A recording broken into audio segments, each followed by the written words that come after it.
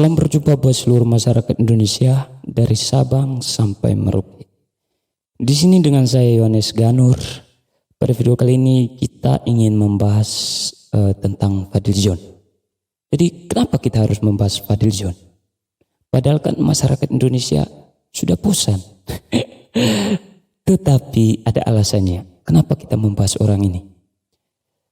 Seperti yang kita ketahui, kemarin 27 April 2021, Munarman, salah satu petinggi FPI, ditangkap oleh Densus 88.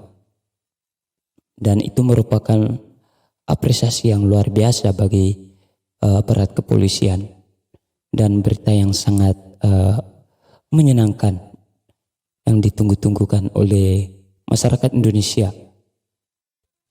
Karena di sini polisi menunjukkan ketegasannya terhadap orang-orang yang melanggar dan merusak kesatuan dan persatuan negara tercinta kita ini. Di balik rasa bangganya masyarakat Indonesia terhadap kinerja yang dilakukan oleh aparat kepolisian, ada salah satu wakil rakyat kita, yaitu Bung Fadlizon, malah menyinyir. Beliau mengatakan bahwa aparat kepolisian itu terlalu mengada-ngada dan kurang kerjaan karena menangkap si Bung Munarman ini. Lebih lanjut, beliau juga mengatakan bahwa ia kenal dekat dengan Munarman. Tidak mungkin Munarman terkait dengan kegiatan terorisme yang ada di Indonesia. Bung Fadlizon yang terhormat, polisi kan menangkap Munarman ini karena memiliki bukti-bukti yang kuat. Jadi kalau tidak ada bukti, tidak mungkin polisi menangkap si Munarman ini. Untuk apa? Justru karena ada bukti, Munarman ini harus ditangkap. Justru yang terlalu mengada-ngada itu Anda. Yang kurang kerjaan itu Anda. Dan pernyataan Anda malah menimbulkan pertanyaan bagi masyarakat Indonesia.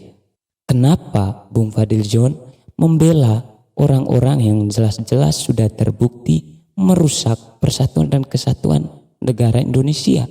Ada hubungan apa antara Fadlizon dengan Munarman?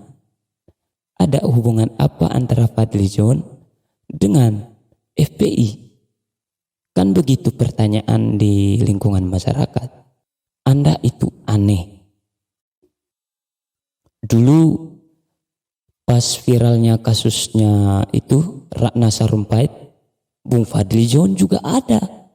Di mana konon katanya Ratna Sarumpait itu bonyok-bonyok mukanya, benjol-benjol karena digebuk. Padahal itu karena operasi plastik. Karena dioperasi. Jadi mukanya benjol-benjol. Dan itu merupakan berita hoax, berita bohong. Tapi Bung Fadlizon menyebarkannya di media sosial. Dan untung Bung Fadlizon bisa mengeles. Dulu Bung Fadlizon bisa mengeles. Dan sampai sekarang dia masih bisa mengeles. Sehingga dia tidak tersentuh hukum. Ya, tidak tersentuh dari targetnya kepolisian Indonesia. Jadi saya harap orang ini suatu saat bisa mendapatkan hukuman, ya, bisa mendapatkan pelajaran, bisa dikasih pelajaran, harus dikasih pelajaran, ya. Dan ini ini menimbulkan pertanyaan bagi masyarakat Indonesia, dan polisi harus bisa menyelidiki Bung Fadlizon ini. Ada kaitan apa sebenarnya beliau dengan Munarman dan FPI? Karena beliau itu secara terang-terangan mati-matian membela FPI dan pengikutnya. Kenapa? Kan aneh. Ada orang yang membela perusak kesatuan dan persatuan negeri. Kan begitu. Terkait selepas dari masalah itu, Fadlizon ini juga dikenal dengan nyinyirannya, sindirannya, kritis terhadap kinerja pemerintah kita, Bapak Insinyur Haji Joko Widodo. Jadi aneh, padahal kan partainya sendiri, Gerindra, merupakan salah satu anggota kabinet dari kepemerintahannya Bapak Insinyur Haji Joko Widodo. Jadi masyarakat Indonesia jadi bertanya-tanya, kenapa ada partai yang sudah tergabung dalam kabinet kepemerintahan, tapi ada salah satu anggotanya tidak setuju dan tidak mendukung setiap kebijakan-kebijakan yang dikeluarkan oleh pemerintah. Apa jangan-jangan Gerindra ini bermain politik dua kaki? Jadi seharusnya kan kalau sudah tergabung dengan pemerintah harus mendukung setiap kebijakan-kebijakan yang dilakukan pemerintah. Saran saya kepada Bapak Prabowo harus menunjukkan ketegasannya di sini.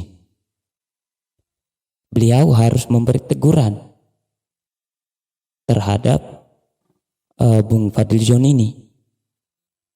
Karena seperti yang diberitakan, seperti yang kita lihat, bagaimana banyak petinggi-petinggi dan Ketua Umum Partai Gerindra pun menyatakan dukungannya terhadap kebijakan-kebijakan yang dikeluarkan oleh pemerintah.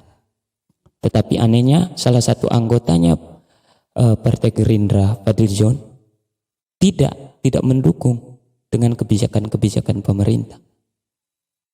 Fadlizon ini apakah sudah tidak lagi menjadi anggotanya Gerindra, atau memang Gerindra yang suka main politik dua kaki? Kan begitu pertanyaannya. Yang saya lucunya di sini, Fadlizon ini mengkritis atau menyinyiri orang yang sudah terbukti prestasinya.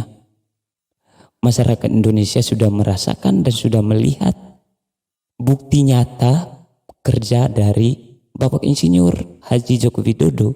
Jadi seluruh masyarakat Indonesia itu sudah merasakan dan sudah melihat hasil kinerja dari Bapak Joko Widodo.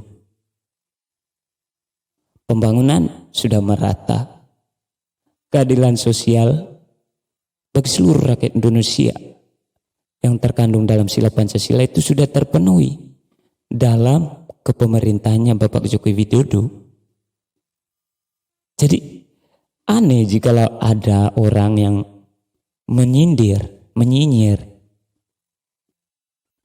kinerjanya Bapak Joko Widodo. Jadi saya sendiri sebagai rakyat Timur, Indonesia Timur, paling depan membela Bapak Jokowi jika ada orang yang menyinyirnya.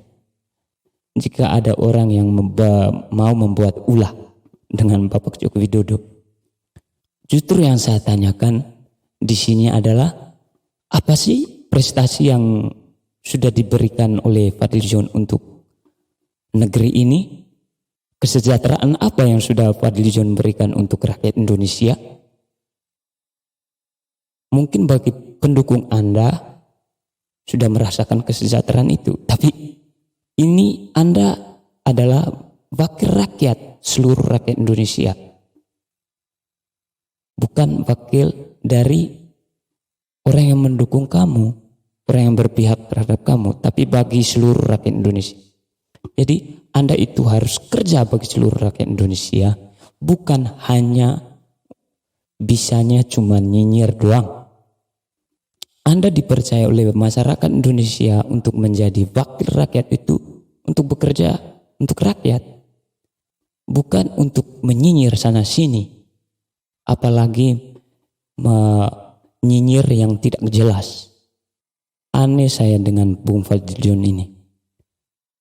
Saya banyak pertanyaan buat orang ini. Sebenarnya orang ini senang tidak kalau masyarakat Indonesia merasakan keadilan? Sebenarnya orang ini senang tidak kalau melihat masyarakatnya sejahtera? Kalau Anda senang, seharusnya Anda mendukung kinerja dari Bapak Insinyur Haji Joko Widodo. Tapi kalau Anda tidak senang, Anda tetap nyinyir terus. Sebagai pemimpin, seharusnya Anda menunjukkan sikap-sikap yang sebagaimana pemimpin dan wakil rakyat yang sesungguhnya. Jadi semoga kedepannya Bung Fadlizon ini bisa berubah, bisa menjadi wakil rakyat yang sebenarnya, yang diimpikan oleh seluruh masyarakat Indonesia. Ingat, yang diimpikan oleh seluruh masyarakat Indonesia, bukan yang diimpikan oleh orang yang berpihak kepadamu, bukan, tapi untuk seluruh rakyat Indonesia. Anda harus bekerja untuk seluruh masyarakat Indonesia. Jadi itu saja sih yang perlu saya bahas, perlu saya kritisi dari sikap Bung Fadlizon ini. Sebenarnya masih banyak, tapi saya bosan. Saya sudah kehabisan kata-kata lagi untuk menilai beliau ini. Jadi itu saja dari saya.